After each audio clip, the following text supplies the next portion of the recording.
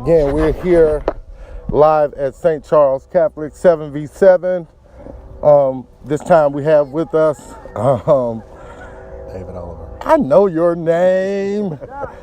You know, when you have a legend, you got to give them the drum roll got to be great. So I was trying to give you a great drum roll, but legend, David Oliver, he's been around a couple of circles. He did some figure eights, done a great job since coming to St. Amant. Why don't you go ahead and tell the Off the Bench Sports listeners a little bit about yourself, Coach O? This might be my 11th year at St. Amant, and prior to that I did 5 years at Southern, and then as the offensive coordinator, quarterback coach, and the 5 years prior to that I was at Tulane coaching the line, the tackles, the tight end, special teams. So it's 21 years in Louisiana, so I guess I could say I'm a Southerner now. Right. And from the South. So how's it been at St. Amant? What does that mean to you? Oh, it's been awesome. You know, I love the best thing about it is the people. You know, the community's awesome, the school's awesome, the administration always is supportive, and you always got a good group of hard-nosed kids to coach up, and so it's a really rewarding, fun job to have. What do you guys think about the way you guys ended the season? You had a really great regular season. Talk about that for a second. Well, it's always disappointing, you know, if you measure your seasons by winning the state championship, because then, you know, only going to be one happy team at the end of the year. But it was disappointing because we had the highest seed in school history. You know, we went in as the 5th seed and, you know, had a chance to have a couple home playoff games, won the first one, and then we lost the airline in the second round, 35-28. And, you know, was just, you know, I don't want to take anything away from them because they had a good game plan and did execute, but a lot of that was the Gators beating the Gators. And, you know, you hate to end on a note where you feel like you could have did more to advance. What did you guys do to prepare for your spring season? Well, we start, you know, we give them a couple weeks off after the season, and then, you know, we start hard in January in the weight room 5 days a week, and then as we go to February, we go 4 days in the weight room, 1 day in agility, and then March is 3 to 2. So we feel like we're in the stretch run, getting ready for fall camp right here in the 7-on-7. You know, it's a nice way to, you know, work on communication and coverages and assignments. You know, everyone I think understands it's not real, you know, football. You know, somebody was putting on Twitter the other day, you know, they have all these passing tournaments. When do they have a running tournament? And the answer is they have one. It's called the state playoff. So, right.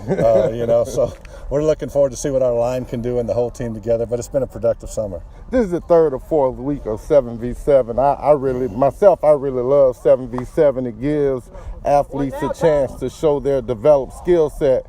What do you think of your guys' progress doing the 7v7? I think it's important for us, and I think a lot of these schools the same way. I mean, we're getting to where, you know, we got a good program from top to bottom, so we end up playing a lot of seniors each year. So every year we're breaking in a new group. You know, in other words, we don't seem to have a lot of returning starters because our seniors are developed good enough to play, and you know, so you're developing a new team every year from the get-go. So, you know, that's the 7 weeks and then the more you can, you know, teach your passing game in the summer, then that allows you to work, you know, when you get the pads on, you can really focus on the run aspects of it.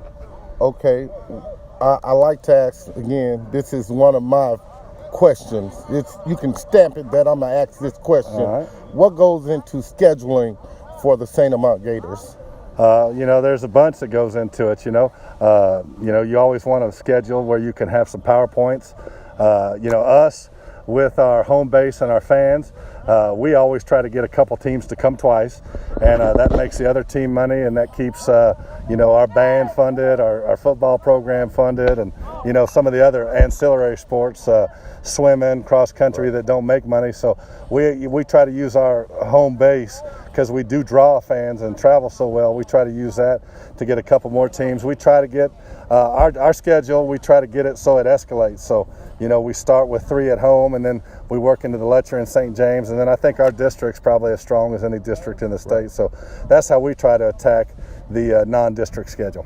What's the goal for the fall season? Well, the goal for us is, you know, always, you know, we have a certain number of goals. We want to have a winning record. You know, we want to win Ascension Parish, you know, which is contest against Dutchtown and our crosstown rival East Ascension. You know, we'd like to host a home playoff game.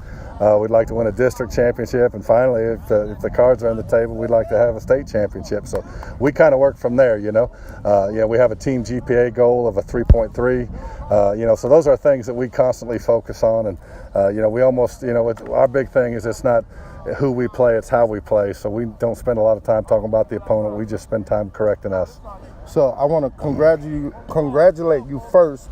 You guys were voted the best rivalry in the history of Louisiana football, East Ascension versus St. Amant. Congratulations. One last question. Who you guys depend on to lead St. Amant football this upcoming school year? I tell you, I'd probably have to put that on a couple guys. I'd probably have to put it on Johnny Johnson, who is a defensive end, who's a superb football player, and KJ Franklin, who is a Swiss Army knife, kind of an all-do-everything kind of guy. Plays offense, plays defense, returns kicks, does a little bit of everything, and we kind of go as those guys go. Wash the dishes if you ask him to, huh? Absolutely. Now, KJ is a really superb, spectacular athlete. He's a race car on the football field. Couldn't ask for a better guy to have on your squad. Thank you, Coach, for taking a moment with Off the Bench Sports. Remember, get off the bench, get into the game.